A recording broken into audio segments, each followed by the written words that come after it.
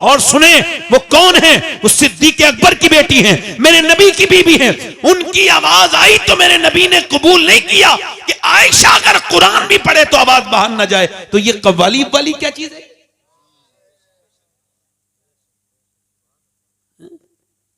ये उनके लिए पैगाम इस वजह से भेजा कि ये काफी लोग आए यहां पे, ये पहुंचा देंगे उन तक, जरूर वो सुन लेंगे। और हमारे तो वो बड़े भाई हैं, उनसे हम बड़े भाई कह रहे हैं कि खुदा के वास्ते कोई शर्म हया करो। अब बूढ़े हो गए, तौबा कर लो। तुम्हें तो पहले ही तौबा कर लेनी चाहिए थी इस सब बातों से। हजरत अली कहते हैं कि मेरी निकाह होने वाला था। कहते मैं निकाह करके अपनी बीबी फातिमा के पास गया। पहली मर्तबा मैंने सैयदा के कमरे में जब कदम रखा तो उन्हें देख के रोने लगा। कोई बीबी को देख के रोता है अपनी? दूल्हा नहीं ना। और बीबी भी फातिमा हो, सैयदा हो, और मियां नबी की बेटी। हम सुभान अल्लाह। अम्मी आयशा फरमाती जिसकी नाक, जिसकी आंख, जिसके होंठ, जिसके रुखसार, जिसका चलना, जिसका बोलना बिल्कुल नबी की तरह है, वो कोई और नहीं बल्कि सैयदा फातिमा है। फातिमा चलती थी ऐसा लगता था अल्लाह का रसूल चल रहा है। फातिमा बोलती थी ऐसा लगता था रब का रसूल बोलने लगा। सुनो, हजरत अली कहते हैं मैं रोने लगा अपनी बीबी को देख के। तो मुझे देख के वो बोली आप क्यों रोते हैं, कि आपको शादी ये पसंद नहीं थी? मैंने कहा बिल्कुल, हुजूर का एहसान है, सरकार ने आपका हाथ मेरे हाथ में दे दिया और आपने मुझे मंजूर किया फातिमा, मगर मुझे एक बात का गम है। का क्या? का कितनी भी गरीब लड़की की शादी हो, मेरी बहनें सुन लें, मेरी बेटियां सुन लें, हो सके तो लिख लें, हो सके तो रुखसत करते वक्त अपनी बेटी को ये बात कान में सुनाएं, अल्लाह तुम्हें इसका अज्र देगा। क्या?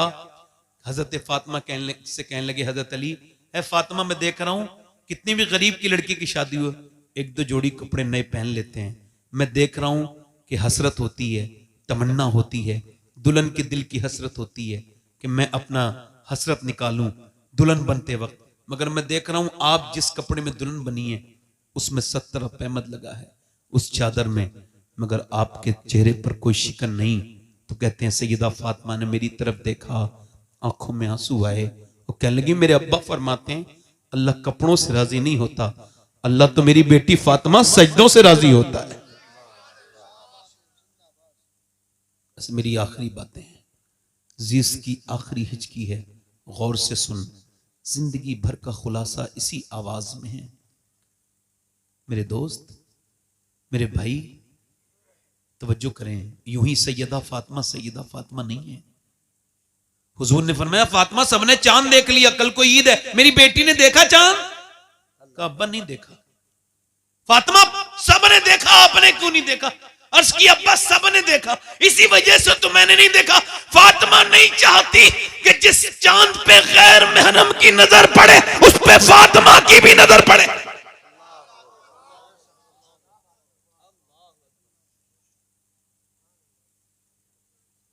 हुजूर की बेटी दुनिया से जा रही है, आखिरी बात सुन लो मेरी बहन सुन लो। दुनिया से वो जा रही है जिसने हसन हुसैन पाल के दिया दुनिया को, और हुजूर के बाद 6 साल 6 महीने तक दुनिया में रही, 26-27 साल की उम्र थी। हुजूर ने फरमाया जिसके दिल में मेरी फातिमा की मोहब्बत है वो जन्नती है, वो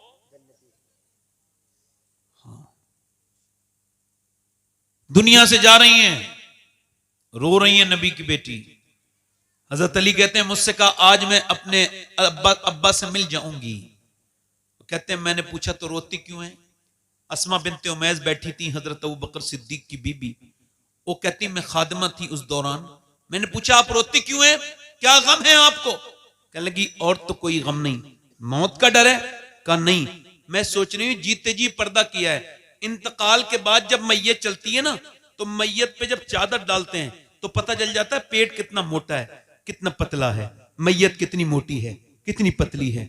मैं सोच रही हूं कि कहीं ऐसा ना हो जीते जी तो मैंने पर्दा किया है, इंतकाल के बाद जब मेरा जनाजा निकले तो किसी को यह खबर ना हो जाए कि मोहम्मद की बेटी कितनी मोटी थी, कितनी पतली थी। अल्लाह अकबर। मेरा इमाम बरेली से बोला जिसका आंचल न देखा मोह मेहर ने, उसे रिदाए नजाहत पे लाखों सलाम। सैयदा ज़हरा तैयबा ताहिरा जाने अहमद की राहत पे लाखों सलाम। ओ मेरी बेटियों, ओ मेरी बहनों, अपने घरों में कुरान शुरू कर दो, वरना तुम्हारे बच्चे बर्बाद हो जाएंगे। इनको बचाओ, अपनी बेटियों को बचाओ। 6 साल की बच्चियों पर, 6 साल की बच्ची के सर पे दुपट्टा रख दो। मैं गारंटी के साथ कह रहा हूं, और मुझसे लिखवा लो, मुझे थूक देना मेरे मुंह पर।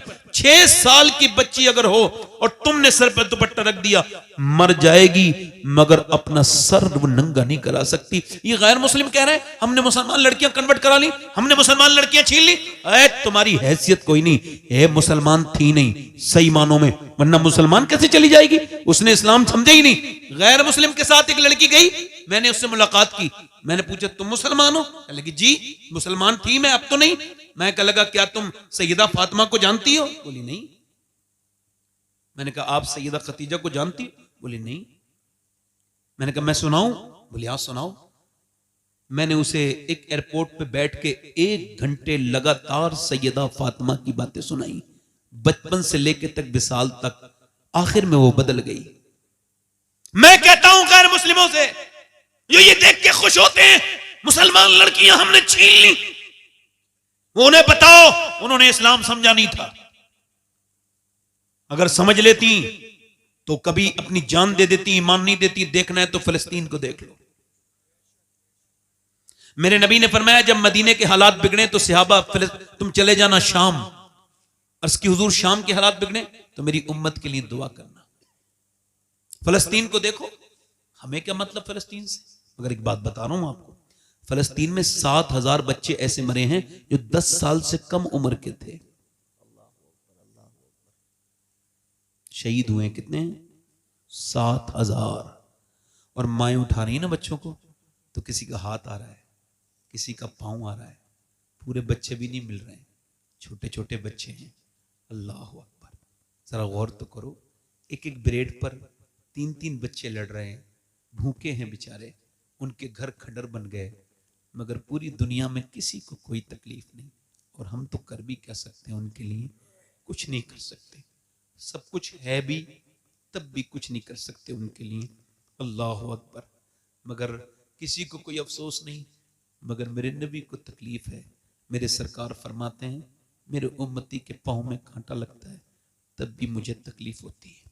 ये तो उम्मती हुजूर को भूल गए, हुजूर तो उम्मती को कभी नहीं भूले। मेरे सैयदी सरकार आला हज़रत फरमाते हैं कि आज भी गुंबद खजरा में मेरे नबी अपने उम्मत के लिए दुआ कर रहे हैं, हाथ उठा के दुआ करते हैं। अच्छा लगता भी है। मदीने जब जाओ तो वहां रहो तो ऐसा लगता ही नहीं कि जैसे कोई तकलीफ है, ऐसा लगता है कि बस आसानी आसानी है, बस जन्नती जन्नत है, बस सुरूर ही सुरूर है, बस बरकत ही बरकत है। हाँ वहां से जब आओ तो जरूर रूह बढ़ मिचलने लगती है। मैं कहता हूं फिलिस्तीन की वो लड़कियां, अल्लाह का शुक्र है कि मैं सैयद पैदा हुआ, अल्लाह का शुक्र अदा करता हूं। इस पर मैं, अल्लाह का फजल है, उसका शुक्र अदा करता हूं।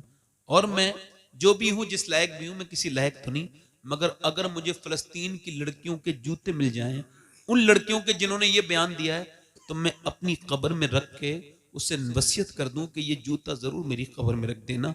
ये उस बहन का जूता है जिसने ये बयान दिया। वहां की लड़कियां बयान ये दे रही हैं कि हम रात को सोते हैं तो बुर्का ओढ़ के सोते हैं। कहा क्यों? रात को तो कोई बुर्का नहीं ओढ़ता। कह लगे इस वजह से जब बम गिरते हैं तो मलबे में लाशें दब जाती हैं।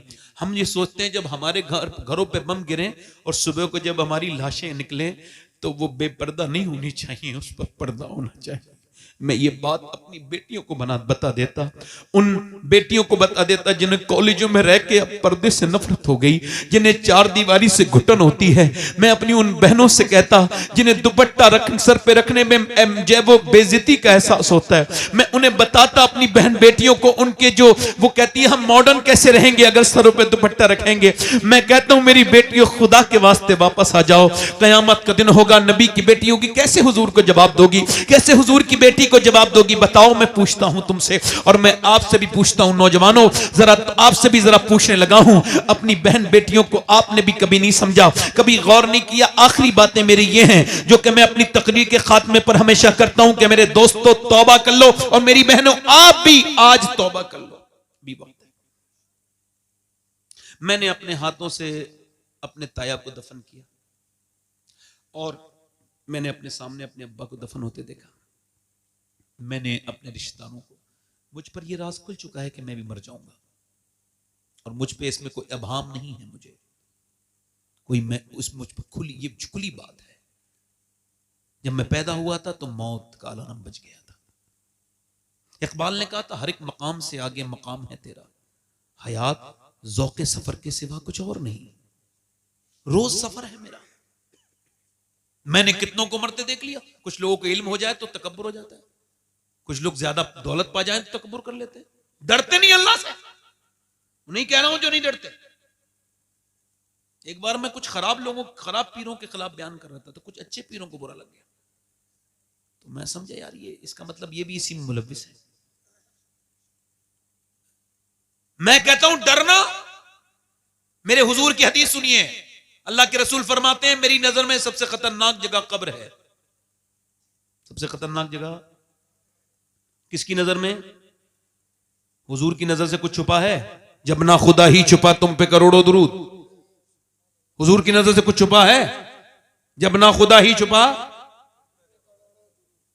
हाँ, उमर फारूक आजम सब कह दो, रदी अल्लाह तआला अन्हु सब कह दो।